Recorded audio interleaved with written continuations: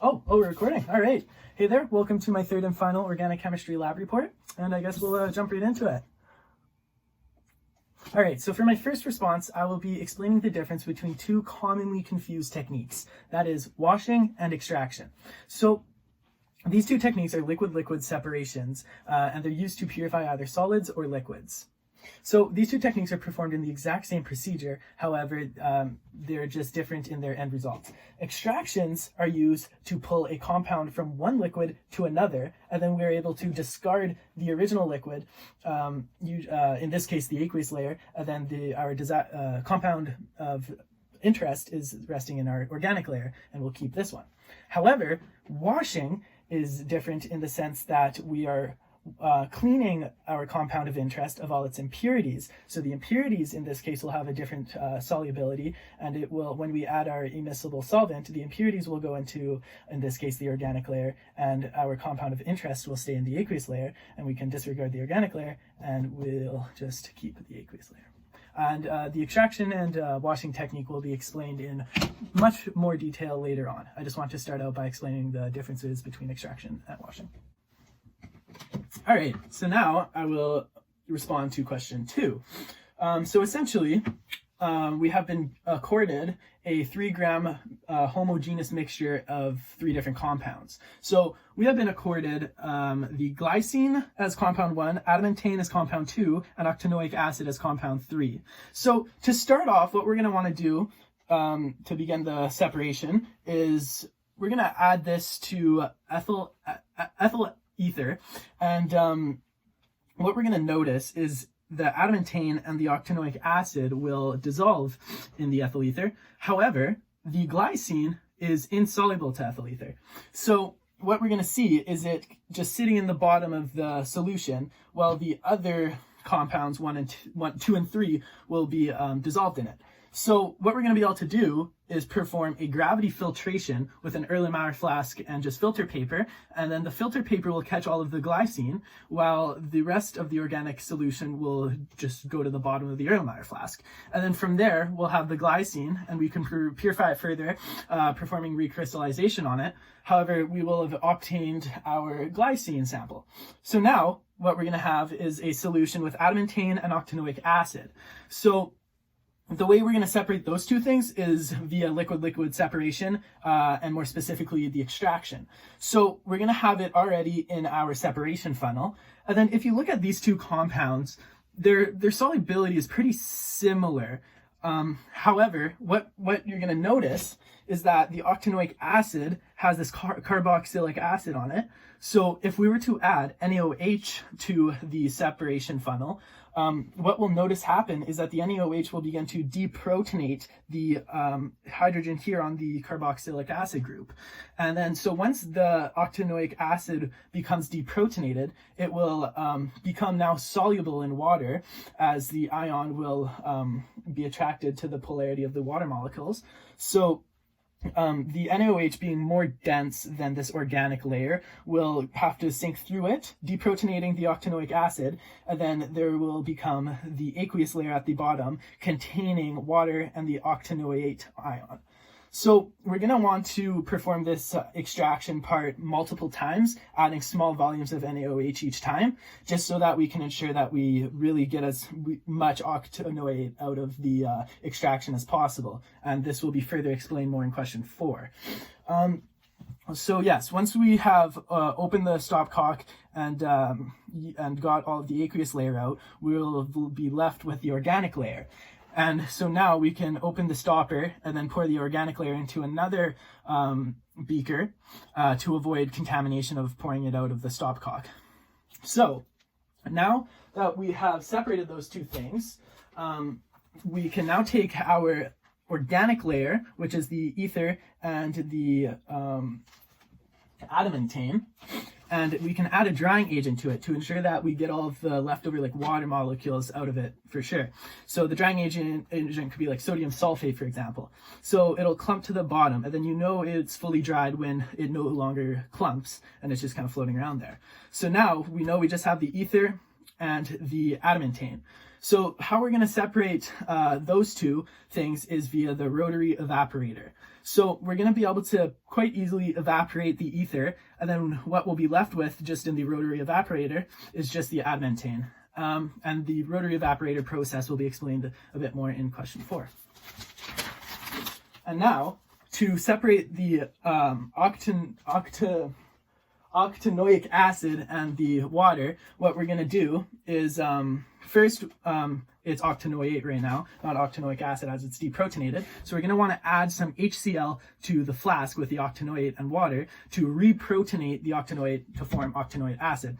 And then now that it's protonated, it will no longer want to be soluble with the water. So by adding it to ice water, it will help yield a larger amount of the octanoic acid, and it'll speed up the process. So we're going to see the octanoic acid begin to precipitate out, and then once we get this precipitate, we'll be able to perform a vacuum filtration, and then all of the water and the other soluble impurities or whatever or whatnot will be drained to the bottom of the flask, and then the Buchner funnel will catch all of the octanoic acid, and then we can just scrape that out into our sample vial and collect our octanoic acid. And that will have then left us with each 3 of these solid compounds not mixed together. And that is how we'll perform. All right, so to begin my response to question 3, I will be explaining to you guys the procedure for our organic synthesis experiment. So to begin this experiment, we're going to want to start off by measuring out our starting materials. So this will be 3 pellets of NaOH, 0.5 grams of 2-naphthol, and this will be our substrate, 5 milliliters of 95% ethanol, and we're going to add a stir bead as well. We're going to add this to our distillation flask right here, and then we're going to add on to it our condenser. We're going to begin by heating up this mixture until all of these solids have melted. Afterwards, using a digital pipette, we're going to add 0.5 milliliters of 1-iodobutane, our reagent. After that, we're going to let it reflux for about an hour to an hour and a half. After this allotted amount of time, we're going to remove it from the heat and take a very small sample of this reaction mixture and perform a TLC test, thin layer chromatography. Once that has completed, we are going to add a little bit of ice water to our reaction mixture and then immerse it in an ice bath.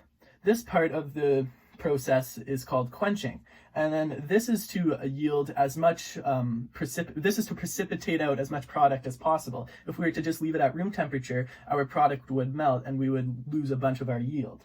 So once we have precipitated out our final product, 2-butoxynaphthalene, we're going to want to then put that through a vacuum filtration to isolate as much of our solid product as possible.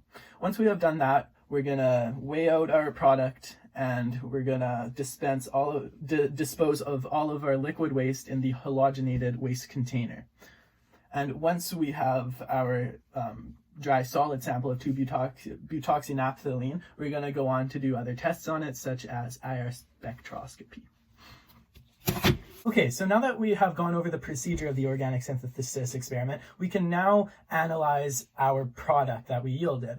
So we're going to first take a look at the IR spectrum that we obtained from our product, and we're just going to make sure that what we have is 2-butoxynaphthalene.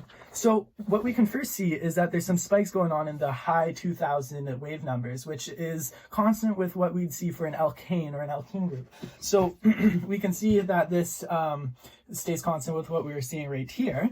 And then what we can also see is that there's a bunch of spikes right where we'd usually see an aromatic group, right in the 1500 to 1600 wave number. And then this stays constant with these aromatic groups we see in 2-butoxynaphthalene. And then finally, we do see some spikes also going on right where we'd usually see an ether group around 1000 to 1300 wave number.